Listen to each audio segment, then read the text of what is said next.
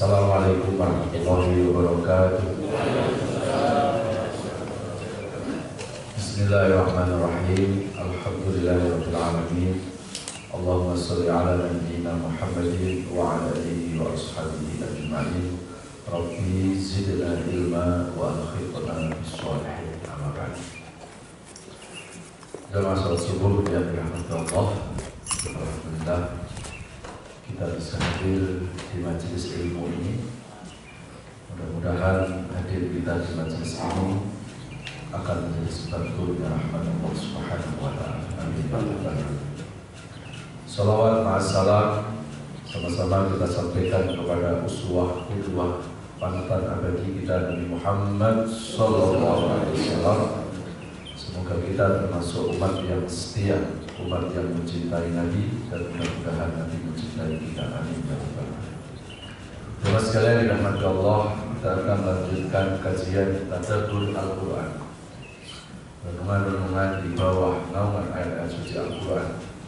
Kita akan meneruskan kajian di bulan yang lalu, belum sampai selesai. Insyaallah kita lanjutkan subuh ini, yaitu mengkaji surat Ali Imran, surat ketiga, ayat 33 sampai 34. Surat Ali Imran, surat 3, ayat 33 sampai 34. Pak, baca.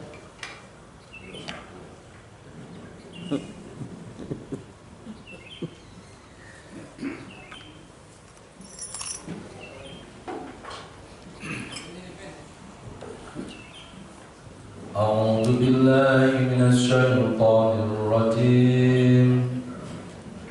Bismillahirrahmanirrahim. Innallaha astafa Adama wa Nuhan wa ala Ibrahim wa ala Ibrahim wa ala Imran 'alal 'alamin. Dzurriyyatan ba'duha min ba'd wallahu sami'un 'alim. Shadaqallahu al-'azim. Bismillahirrahmanirrahim. Sesungguhnya Allah telah memilih Adam, Nuh, keluarga Ibrahim, dan keluarga Imran melebihi segala umat pada masing-masing. Sebagai satu keturunan, sebagiannya adalah keturunan dari sebagian yang lain. Allah Maha mendengar, Maha mengetahui. Assalamualaikum warahmatullahi wabarakatuh. Firman-Nya, jemaah sekalian, di surat Ali Imran, surat 3 ayat 33 tadi, Allah sebutkan ada 4 nama manusia. Siapa 4 nama manusia itu? Yang pertama adalah Innallaha astafa Adam. Sesungguhnya Allah telah memilih Nabi Adam. Yang pertama. Yang kedua, wa Nuhan. Allah telah memilih Nabi Nuh. Kemudian wa ala Ibrahim. Allah memilih keluarga dari Nabi Ibrahim. Kemudian yang terakhir, yang keempat, wa ala Imran. Dan Allah telah memilih keluarga Imran alal alamin, menjadi percontohan, menjadi role model buat orang-orang yang hidup di alam semesta ini. Jamaah sekalian, kalau kita mau mencari uswatun hasanah, tentunya selain Rasulullah pasti. Kalau kita mau mencari ikon, mau mencari role model yang bisa kita ikuti dalam hidup kita ini, ada 4 yang Allah jadikan role model. Pertama adalah Nabi Adam, kedua Nabi Nuh, ketiga keluarga Nabi Ibrahim, keempat keluarga Imran. Ada yang menarik? Nabi Adam sama Nabi Nuh itu nggak disebut keluarganya. Ya, langsung Allah jelaskan, Allah memilih Nabi Adam, Nabi Nuh. Begitu nyebut Nabi Ibrahim, keluarga Nabi Ibrahim dan keluarga Imran. Timbul pertanyaan, kenapa kok dibedakan? Kalau Nabi Adam, Nabi Nuh gak disebut keluarga, karena Allah tidak mau menjadikan keluarga Nabi Adam dan keluarga Nabi Nuh supaya kita jadikan role model, supaya kita jadikan percontohan. Kalau kita mau mencontoh, ya contohlah Nabi Adam secara person, bukan keluarganya. Kalau mau mencontoh Nabi Nuh, ya Nabi Nuh secara pribadi saja, tidak usah kita mencontoh keluarganya. Kenapa? Karena dalam sejarah keluarga Nabi Adam, keluarga Nabi Nuh itu ada keluarga yang kafir kepada Allah.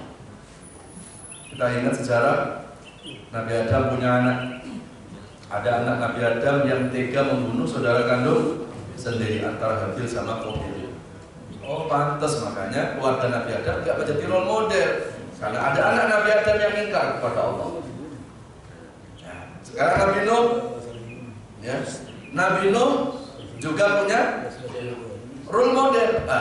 Nabi Nuh juga punya anak, istrinya kafir kepada Allah.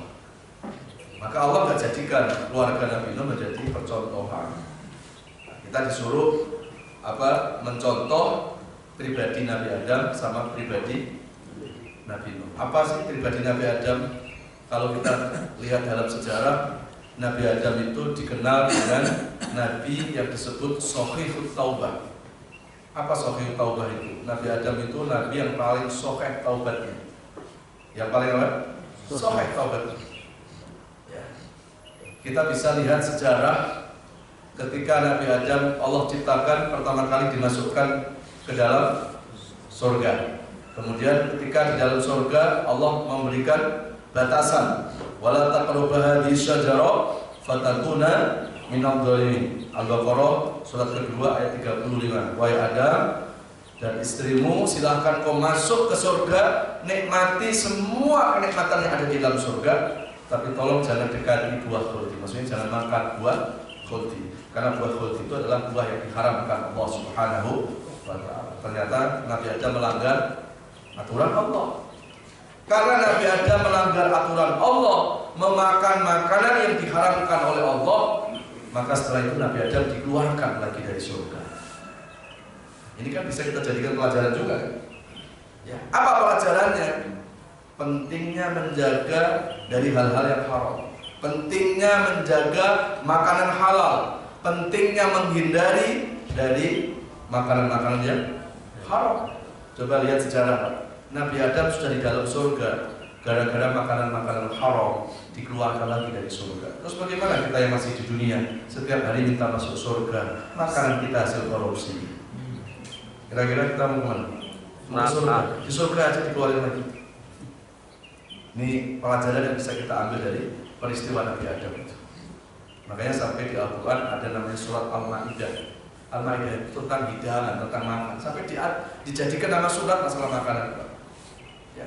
Karena pentingnya untuk menjaga makanan-makanan yang halal dan menghindari makanan yang haram. Kalau kita buka di Al-Baqarah surat kedua, silahkan dilihat surat kedua ayat 168 sampai 69. Ini secara khusus Allah sampaikan supaya kita bisa mengkonsumsi, bisa makan dari makanan yang halal dan thayyib.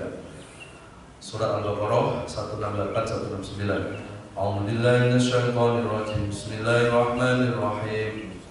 Ya ayyuhan nasu kulu mimma fil ardi halalan thayyiban wa la tattabi'u khutuwatis syaitan innahu lakum aduwwun mubin.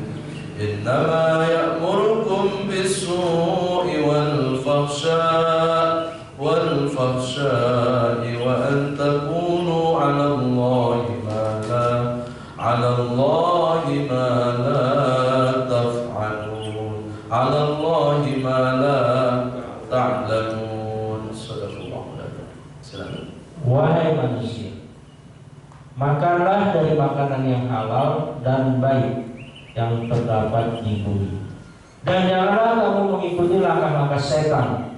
Sungguh setan itu musuh yang nyata bagimu.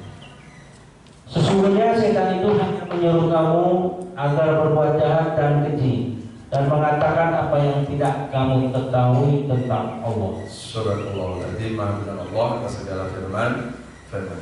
Berarti kewajiban kita itu nggak cuma sholat, kewajiban kita nggak cuma ngaji saja, nggak cuma puasa Ramadan saja. Ternyata kewajiban kita juga menjaga makanan yang halal. Tapi Allah sampaikan, wahai manusia, makanlah dari apa-apa yang Allah telah rezekikan kepadamu dengan halalan thayyibah. Halal itu ada dua, bisa halal cara memperolehnya atau halal jenis makanannya. Kemudian thayyibah itu lebih pada gizi.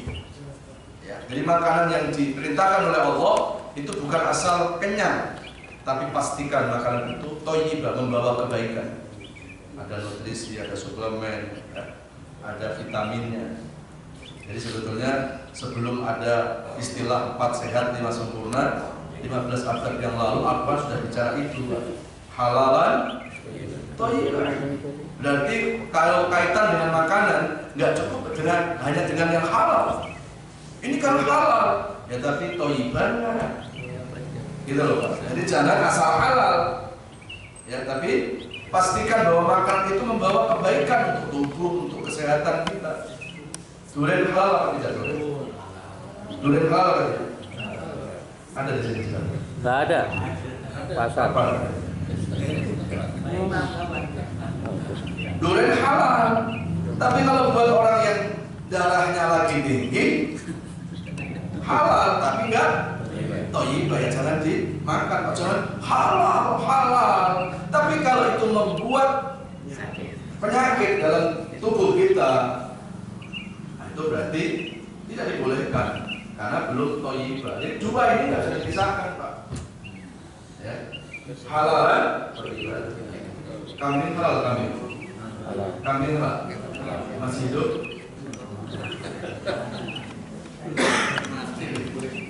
Halal daging kambing itu. Tapi buat orang yang kolesterolnya lagi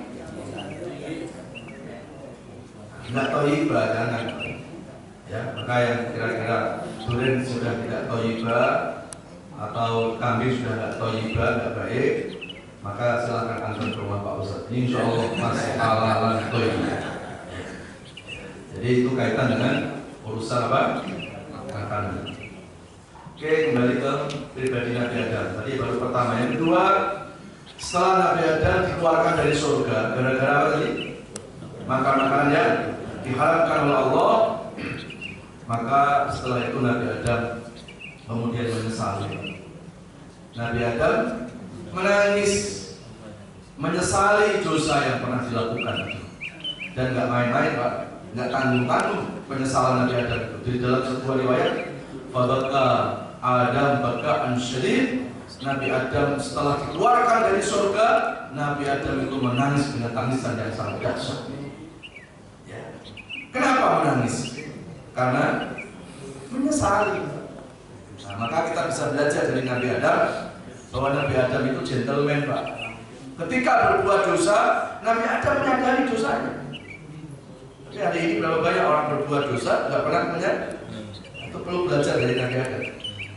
Sudah bersalah, sudah berdosa, malah nggak pernah menyadari salahnya, malah mudah nyala-nyalain orang lain.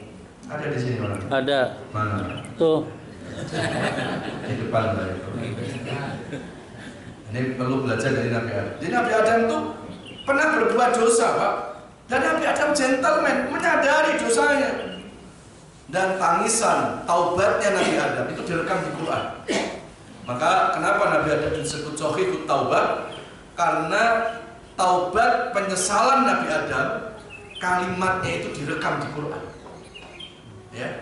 Surat Al-A'raf, surat ke-7 ayat 23 yang sering kita baca di sholat. Rabbana ya Rabbana dolanna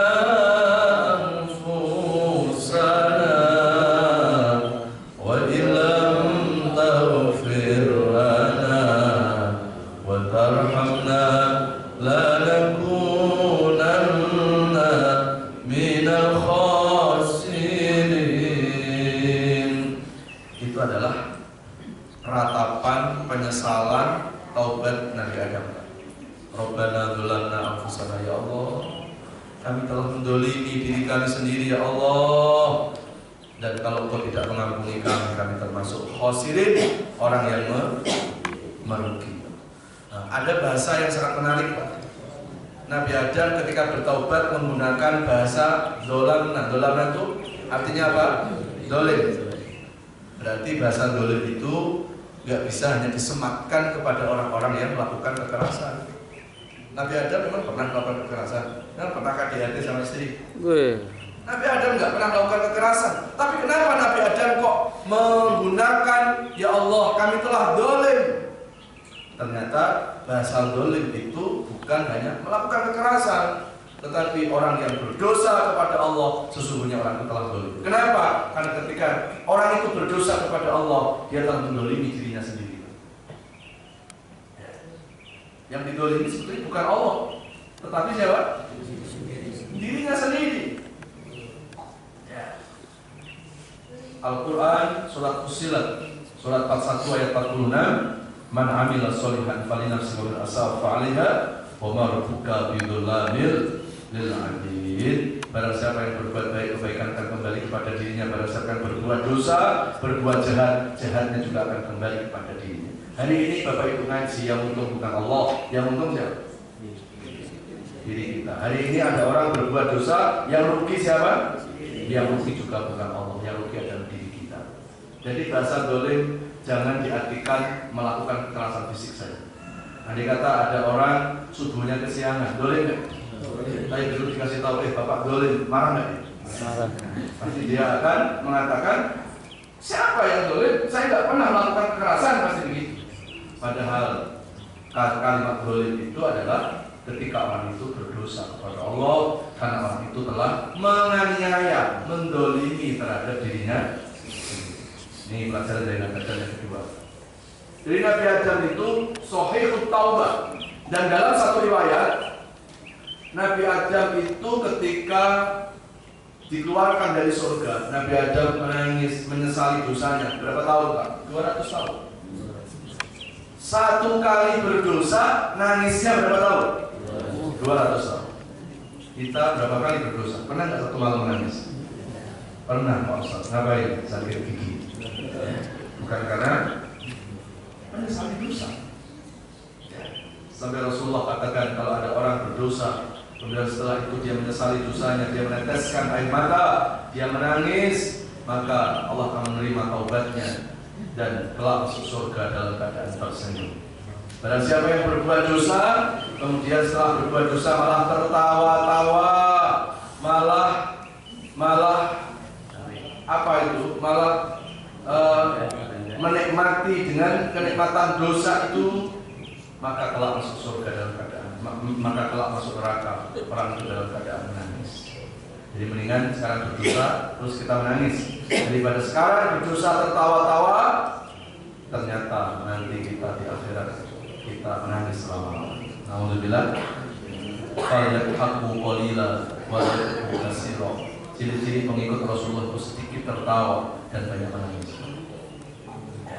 Nama sekalian dirahmati Allah, selama 200 tahun Nabi Adam menangisi dosanya yang satu kali itu. Selama 200 tahun itu Nabi Adam tidak berani mendangakkan, melihatkan wajahnya ke langit. Jadi selalu mundur selama 200 tahun. Kenapa? Kok nggak berani melihatkan wajahnya ke langit? Karena malu kepada Allah. Malu kepada Allah karena melanggar aturan Allah Subhanahu wa ta'ala. Hari ini berapa banyak orang berdosa, bukan malunya sama Allah, ini malunya sama tetangga, malunya sama manusia. Nabi Adam berdosa, malunya sama siapa? Sama Allah Subhanahu wa ta'ala. Bahkan kita lihat berapa banyak orang bersalah malah masih sempat tersenyum-senyum di depan kamera. Ya, naudzubillah. Naudzubillah. Itu kalau mulutnya tertawa, kayaknya hatinya tertawa nggak itu? Pak tahu? Pernah ngalami? Pernah tuh. Alhamdulillah. Baik, inilah Allah telah menjadikan pribadi Nabi Adam supaya kita jadikan uswah, role model, Pak. Bukan keluarganya, tapi pribadi Nabi Adam itu yang disebut dengan Shafiyut Taubah. Kemudian yang kedua adalah Nabi Nuh. Ya. Nabi Nuh juga sama. Kenapa enggak keluarganya yang dijadikan role model oleh Allah? Karena anak istrinya Nabi Nuh pengkhianat. Istri dan anak Nabi Nuh itu kafir, ingkar kepada Allah Subhanahu wa ta'ala. Kalau kita buka di Quran, Allah turunkan banjir bandang, ya, rumah aja tenggelam.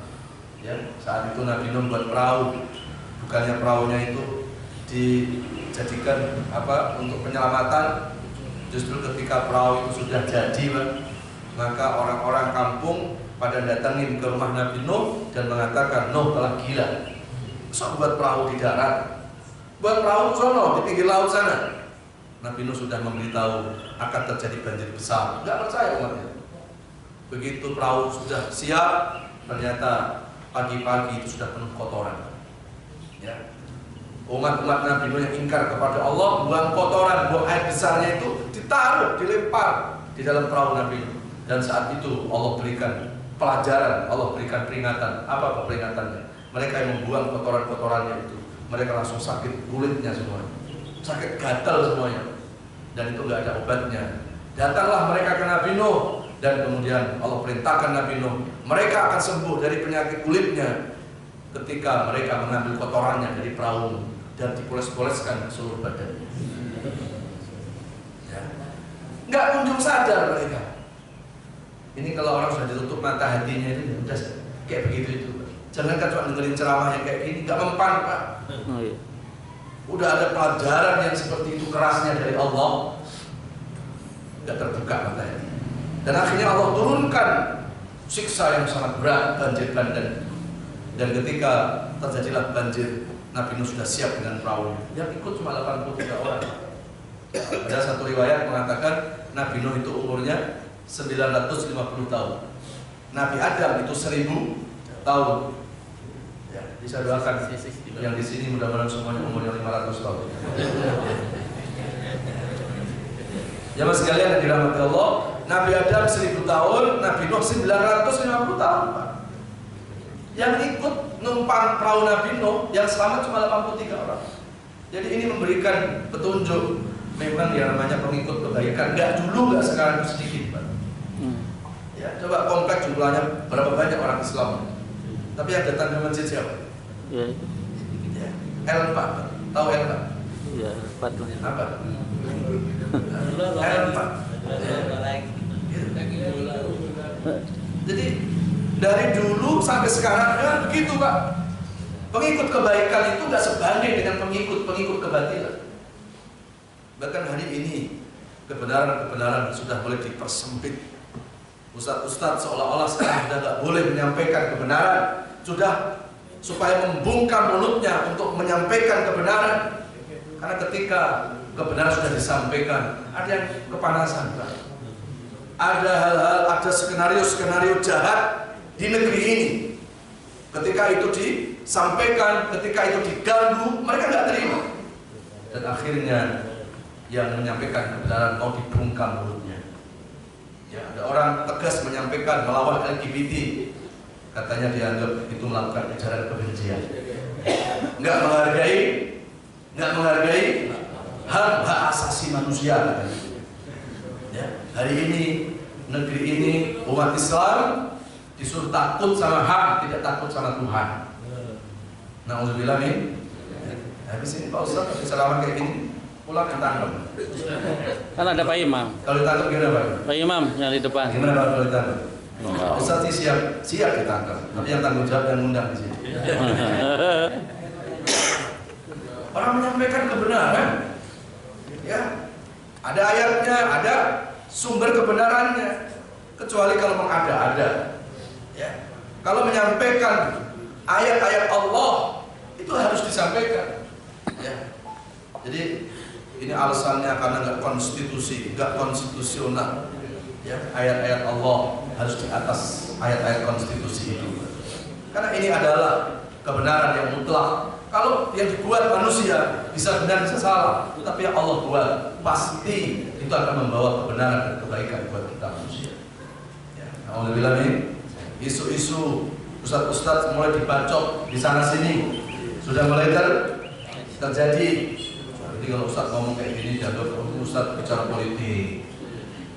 Ya, emang kenapa Pak? Nggak boleh umat Islam itu meninggalkan politik. Ya, nggak boleh.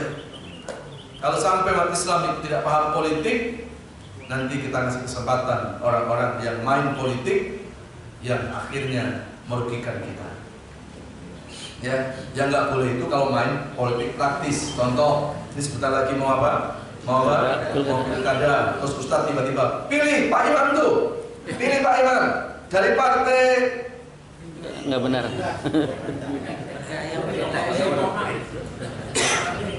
Itu turunin tuh Ustadz kalau tiba-tiba di apa?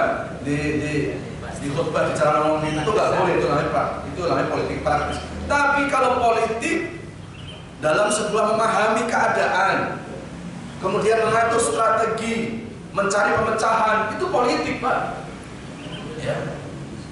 Jadi kalau negara ini sudah mulai dipisahkan dari agama, udahlah urusan agama itu mendingan bicara sholat, ngaji, halal, haram, surga, neraka, Ustaz. Udah nggak usah mikirin negara, nggak usah agama itu dihubungkan dengan negara. Hati-hati Pak. Hati-hati kalau sampai sudah ada pemahaman seperti ini, supaya agama itu dipisahkan dengan negara, supaya agama dipisahkan dengan politik. Berarti di negeri ini jelas sudah kuat yang namanya komunis itu. Karena komunis anti agama. Maunya mereka negara-negara, mereka anti Tuhan dan mereka anti agama. Hati Pak Ustaz, ditangkap gimana Pak?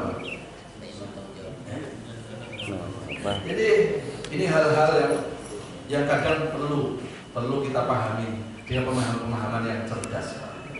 Ya. Jadi kita ini kan sudah lama dijajah sama Belanda.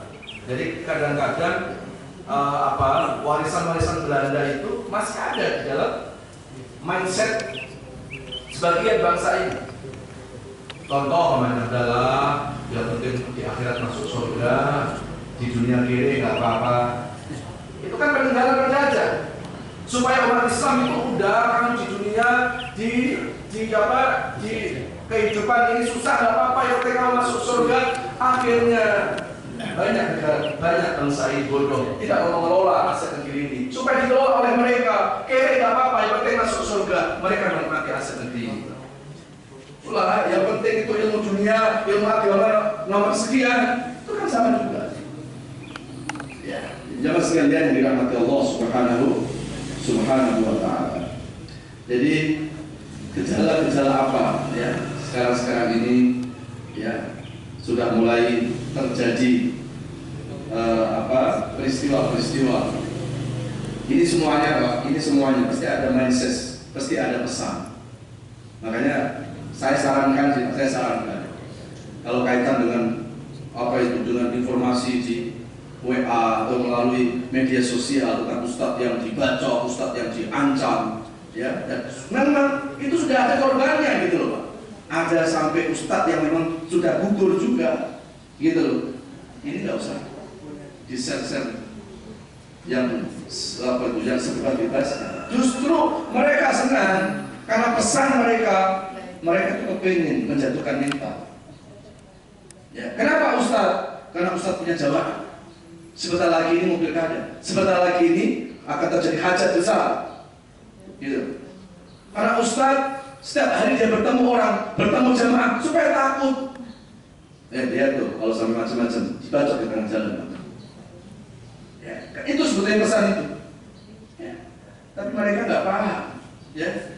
Kalau orang sudah berani menyampaikan kebenaran, Pak, ya ngapain kita harus takut menghadapi itu? Ya, memang kalau hari ini kita selamat nggak mati, terus kita akan nggak mati selamanya. Hari ini mati, nanti juga mati. Ya. Jadi kalau ada ustadz gara-gara ini kemudian langsung, saya sekarang ceramahnya mau halus, mau yang membuat jamaah itu senyum, lucu-lucu saja. Kenapa? Itu pada dibacok ustadz itu. Sudahlah pensiun jadi ustadz saja ya. Pensiun jadi sudah nggak usah. Hanya cuma seperti ini. Ini kan sama kasus seperti apa Pak? Teror. Ya waktu tahun berapa itu Pak yang terjadi di Polres, di Masjid Polres Cirebon. Ada teroris masuk ke masjid, sholat Jumat kan itu kan? Sholat Jumat, dia bawa ransel, dia persis di belakangnya imam. Saat khutbah baru mulai berapa menit, dia ledakkan bom ini. Ini pasti ada pesan juga. Pesannya apa? Supaya umat Islam takut ke masjid. Dan berapa banyak Pak setelah itu kalau kita pergi ke masjid Pak, kita lihat dulu. Ini bawa jaket isinya apa? Bawa ransel isinya apa? Ya. Jadi teror-teror seperti ini Pak, ini teror ejek-ejek semua. Orang yang sudah takut kepada Allah, dia akan Allah buat tidak takut dengan yang lainnya. Ya. Ala inna awliya Allah la khaufun alaihim wa la hum yahzanun alladzina amanu wa kanu yattaqun. Surat Yunus surat 10 ayat 62 sampai 64. Ya, surat Yunus surat 10 ayat 62 sampai 64.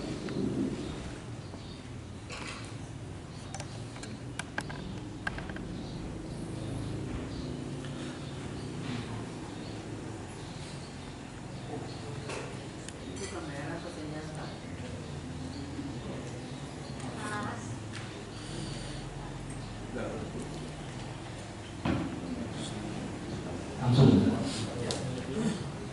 Yunus.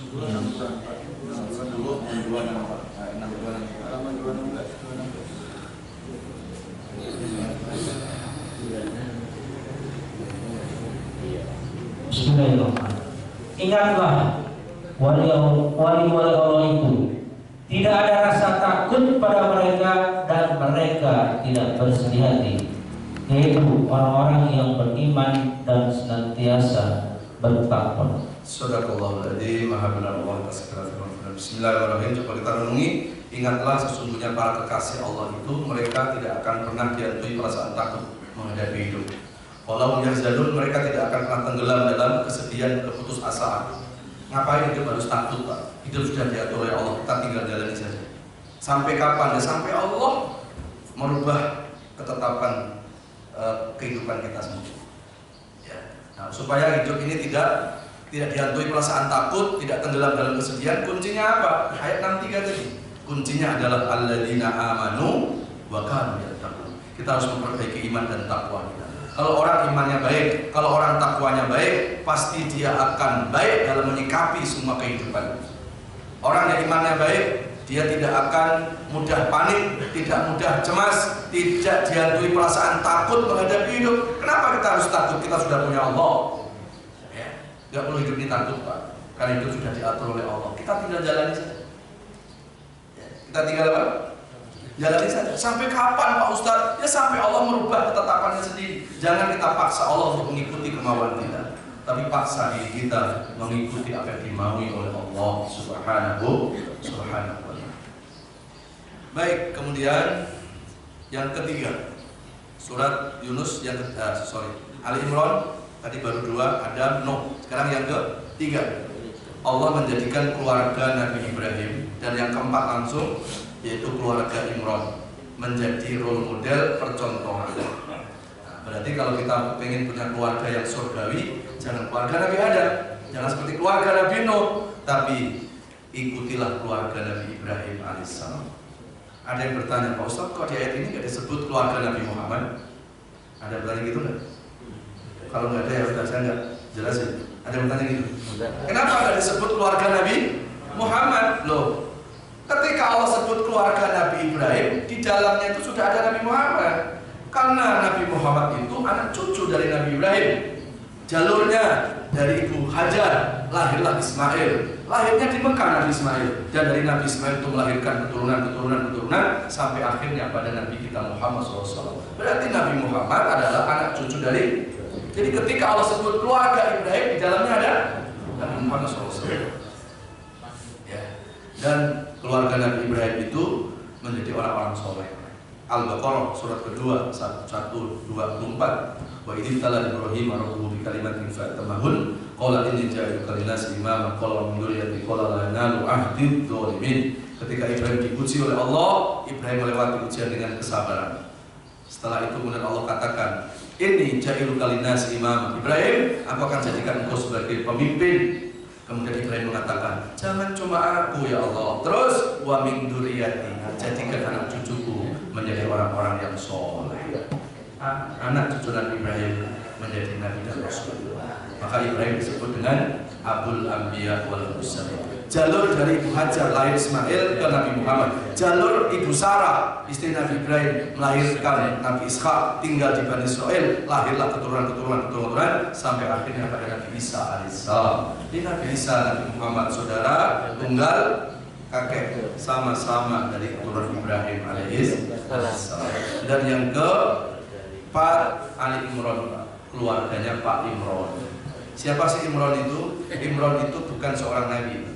Jadi di Quran itu ada dua nama manusia yang bukan nabi tetapi menjadi salah satu nama surat di dalam Quran. Satu Al-Imran, kedua adalah Luqman. Dua-duanya bukan nabi, tapi melahirkan generasi-generasi soleh. Ya. Imran itu siapa? Imran adalah ayah dari ibunda Maryam.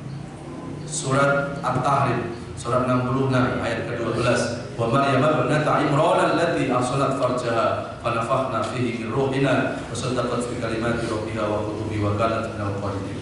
Maryam adalah anak dari bapak Imran. Imran itu bapaknya ibunda Maryam. Siapa Maryam itu? Ahsanat farjaha fa nafakhna fihi min ruhina. Maryam adalah wanita yang bisa menjaga harga dirinya. Boro-boro disentuh laki-laki, mandang laki-laki tidak mau macam tidak pernah.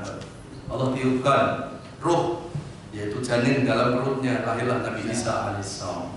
Dan Nabi Isa lahir langsung bisa bicara. Dan Nabi Isa bisa menghidupkan orang mati. Makanya akhirnya dikultuskan sama pengikutnya bahwa Isa itu disematkan pada anak Tuhan karena nggak ada bapak. Ya, kok bisa lahir? Kalau karena nggak ada bapak nggak bisa lahir, terus langsung bapaknya adalah Tuhan, bapaknya katakanlah ada Yesus atau anak Tuhan Isa, maka ini tidak berdasar. Karena Nabi Adam malah nggak ada bapak, nggak ada ibu, bisa lahir juga. Kalau Allah berkehendak, innama amruhu idza arada syai'an an yaqula lahu kun. Baik, 4 role model manusia sudah Allah ajarkan kepada kita. Kalau kepingin jadi pribadi yang baik, pribadi Nabi Adam, pribadi Nabi Nuh. Kalau kepingin punya keluarga yang baik, keluarga Ibrahim dan keluarga Imran. Semoga ada manfaatnya. Mohon maaf hari ini tidak ada pertanyaan. Insyaallah lain waktu. Mudah-mudahan kajian ini akan mendapatkan ilmu yang manfaat. Kita tutup dengan doa kepada majelis. Subhanallah wa bihamdihi asyhadu an la ilaha illa anta astaghfiruka wa atubu ilaik. Alhamdulillahirabbil alamin. Wassalamualaikum warahmatullahi wabarakatuh. Alhamdulillah.